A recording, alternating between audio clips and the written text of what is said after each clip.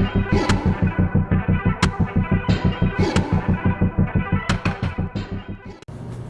loves, welcome to my channel. I'm Ayana Hanaya, your beauty solutions specialist. So I have my hands folded so I'm not flinging them around everywhere. So if I look awkward, that's why. This video is basically 5 things to know before starting cosmetology school. When I recorded my previous video, which was 6 questions to ask yourself before becoming a hairstylist, I said that I would have 6 questions to ask while in cosmetology school, but I thought that I should make one for before starting cosmetology school first, and then I'll make one about actually being in cosmetology school. So this one is titled Things to Know Before Starting Cosmetology School. Well, 5 things to know before starting cosmetology school. Anyway, you definitely know that you want to become a hairstylist. You're like, look, I know, what I want to do. I know why. I'm all for it. I need to go to school now. Well, listen, it sounds easy, and for most people it is easy, but I just want to let you guys know a few things just to consider and keep in mind before starting, okay? If you see me looking over, it's because I'm looking at my laptop, which has all of my notes. The first one to remember, I'm laughing, but this is a serious one, okay? It's still school. People go to cosmetology school and forget that it's cosmetology school. It's not, work. It's not your house. It's not fun. It's school. And I say that I'm laughing, but you're there to learn, to be respectful, to follow the rules, to get your education, and ultimately to pass the state board exam. The reason why I'm laughing is because people will go there, and be like, she can't tell me what to do. She can't tell me to put my phone up. She can't tell me that lunch is over. She's your educator. She can, because you're in school and there's rules in school. And just because, you may have decided to go at 30 or 40 or 22 and you're over 18, so you're like, I'm grown. Your age has nothing to do with the fact that you're attending cosmetology school. So just remember that, well, I wrote something, I wanted to say it, but I can't think of it. Yeah, don't start being a know-it-all. Don't go in there like, I already know everything I need to know, I just need to pass state board. There's always something that you can learn. If you're the smartest person in the room, you're in the wrong room. And I heard that somewhere, but it stuck with me. That makes so much sense. I'm in the wrong room. I don't want to be somewhere I can't learn anything. No, I want to learn something. And if you're there and you're like, I know it all, I just need to get my license, I guarantee you don't know it all. And with that type of attitude, you probably won't pass state board, because it's difficult and it gets harder and harder each year. Also, I wanted to say that, sometimes you have older people who go back to school and it's cosmetology school, and they're like, you know what, I've been doing hair forever, I want to get licensed. Then they go and they see that educators are younger than them, and they kind of have like that issue with taking authority from somebody who's 24 or whatever. You can't go in there and have that like ego boost, an ego whatever it's called, an ego something, where you're clashing because of the age difference. That doesn't matter. If your educator is there, her job, she's actually getting paid to help you. You're paying to go there, but she's getting paid to help you and teach you while you're there. So that's number 1. Remember, it's school. Number 2. Oh, I also want to say remember, it's school, because you actually take tests. You have to study and read and pass tests. And if you don't pass the classes, you have to take them again, because it's school. Okay, that's it. That's it. I'm done smiling with it too. Anyway, number 2, it takes 100% dedication. Now, listen, believe me, if you don't pass something, you're redoing it. And I'm not saying believe me because I failed something when I went, because I didn't. I passed all my classes, but I saw people who didn't pass all their classes because they didn't take it serious. They weren't 100% dedicated. And it's easy and simple enough to where you could be dedicated and make it happen, but it's also a lot involved to where it's easy to not be 100% dedicated. So unless you know that you're really willing to be all in it, then don't start yet. Start when you know you can really give it your all and focus 100%. You know, don't go there and think that, oh, I'm just gonna lounge around and I'll just pass. No, go in there, you know, with this same 100% dedication and build a relationship. You know, build a relationship with your peers. You know, when I went, it was so catty and, oh, I don't like her and she don't like me, and it was like worse than high school. It was like middle school. But it doesn't have to be. You know, it can be empowering. You can go in there, you can end up leaving and getting a salon, you know, with a partner, you know, starting a hair company with a partner.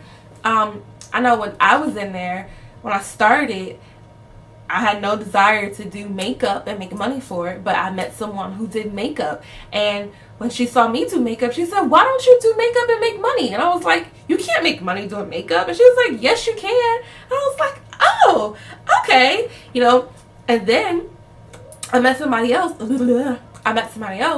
Who, she just believed in me so much.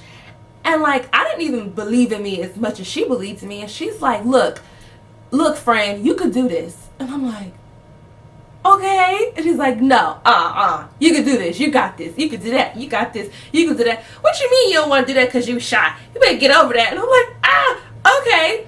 But you go and you build relationships, you know, and you absorb and you learn, and, you know, just be 100% into it, so that way you can get literally everything that you can out of it. Okay. Number 3, the third one to know before you start, is that it costs money.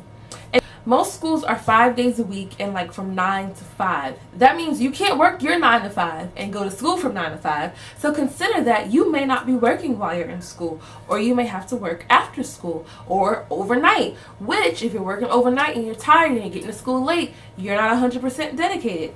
So I'm just saying, keep in mind, it costs money to go to school, and then everything outside of your life, everything outside of school in your life will cost money while school is costing you money. So just figure out how you're going to finance everything and go to school before you go to school. Number 4, I have to be open-minded. So, of course, you need to go in with the plan. That's what I said in my last video, and I stick with it. You know, I went in with the plan of, this is what I want to do. You know, this is what I want to accomplish. And when I'm done, this is what I want to do next. And I did all of that. But I drifted away from my plan. I had no idea going in that I would want to make YouTube videos. I had no idea that I would want to do makeup. I had no idea that I actually really, really liked women so much. And pause. I said that in my last video, and someone were like, what you mean you like women? No. I think that there's something so special about us. Women are so talented. We're so creative, you know, and we're so underrated, in my opinion. And it feels good when you can help another woman realize their, you know, their beauty and see their potential and help them grow. You know, it feels good, and I love that feeling. But I would have never known I loved that feeling so much if I wasn't open-minded, and if I didn't make friends, and if I didn't, you know, learn and grow through the experiences. Also, I had zero intentions on doing anything besides natural hair when I first went to school. I was like, if it involves braids or weaves, I ain't about it. But when I went to school, I was like, oh, I love weave. And I used to say I'm not the best braider, but now like half the people I do get some type of braids. And I'm not saying that's what you should do, but I know that I make more money offering more services. And sometimes some people will say, you know, just stick to a specific, what is it? A special, like, what do you specialize in? But I don't specialize in anything. I do it all. And I've also heard, you know, oh, it's not good to do everything. But I don't think that that should apply to hair, because I think it's great that I know how to do a ponytail, but I also know how to make your hair purple and red and yellow. But I also, you know how to do braids to your butt. But I also know how to give you, you know, extensions and make it look nice. But I also know how to cut it and do. I think that means but I also means so I make more. So be open-minded and don't limit yourself going into what you can do coming out, because you literally never know. Number 5, listen, you will learn so much if you want to. So I left this for number 5 because it's the longest. In many people's opinions, cosmetology school is just to get you to pass state board. And that's really true. It is obviously to get you to pass the state board. But if you take the time to really read and study the books that you're given, I know when I went, we got tablets. If you really utilize all the tools that they give you, you can learn so much more than passing state board. I don't even remember what it was like to pass state board, but I remember all the other stuff I learned. I remember my teacher saying, hey, the faster you can do, a silk press, the more silk press you could do in a day. Now that sounds like duh. Of course, the faster you could do it, the more you could do it. Like common sense. But no, seriously, the faster you can do them, the more you can do. But it's not about slapping them in there and doing it fast and getting them out. No, you want to do a silk press nice. You want to give conversation. You want to give the head massage. You want to silk out each piece, beautifully. But you don't want to spend 3 hours doing it, because let's say you only work from 10 to 5. So what's that? 11, 12, 1, 2, 3, 4, 5. Yes, I had to count it out. So in 7 hours. So if it takes you 2.5 hours to do one silk press, right? So what's that? You can only do 2.5 people a day. You don't want that. No. And you also don't want to spend 15 hours a day working because you're slow. So you can actually work on your skill. I remember I would get my mannequins and I would flat iron them like crazy. I'm talking about you had to get like credits. I had way above and beyond the amount of credits I needed for a shampoo style or a silk press or whatever it was called then, because I was so determined. I'm like, I'm going to get this down. I'm going to be able to do everybody's silk press within an hour to an hour and 15 minutes. Because in my opinion, an hour is enough time to feel like I was catered to. I'm only treating you. I'm only styling you. I'm only doing you. And I worked on you the entire time from beginning to end. And now you're done. But it's also enough time to say, now I can take my next person. And if you were at 9 o'clock, I can guarantee that I can take my next person at 10:01, because you'll be done at 10. So you can learn a lot. I also, hold on, to put on here about, for the real salon experience. I know that when you work on a salon floor in school, depending on what school you went to, I went to 2 cosmetology schools. The first one, it was just me and one other student, and nobody came to get their hair done ever. So we would do each other's hair, and then the people who would come were like 80 years old, and they only got perms, not relaxers, perms. So we would have to do perms, and it was insane. But what we did do when we would do each other's hair and when we would, work on the mannequins, we would be in there looking so ridiculous, but we would pretend like they were real people. Hey, how you been? Getting really into it. Now, when I went to cosmetology school the second time, it wasn't like that. It was so many people, so we didn't have to fake the funk. But, we still did, or I still did, the same thing. When I would do, this person's hair, that person's hair, I was treating them as if they were paying me that money. As if when they left, they were booking that appointment with me when they came back.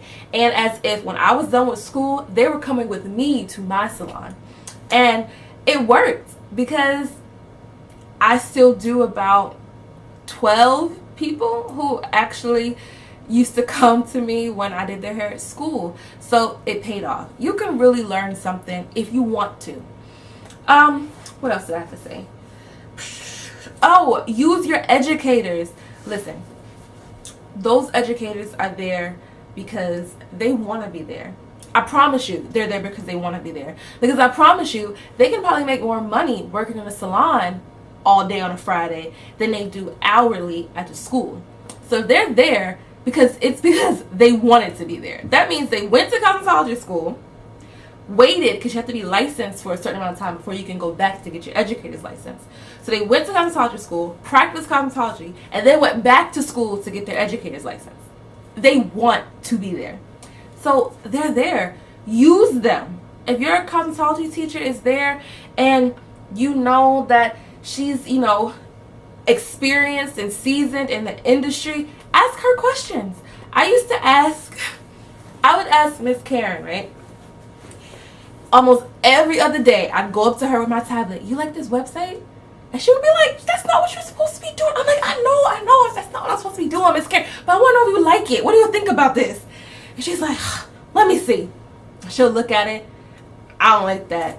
You shouldn't put that there. You got a better picture than that. I'm like, okay. And I change it. Miss Karen, what you think about these cards? Oh, I like those. Then I get them and I show her in person.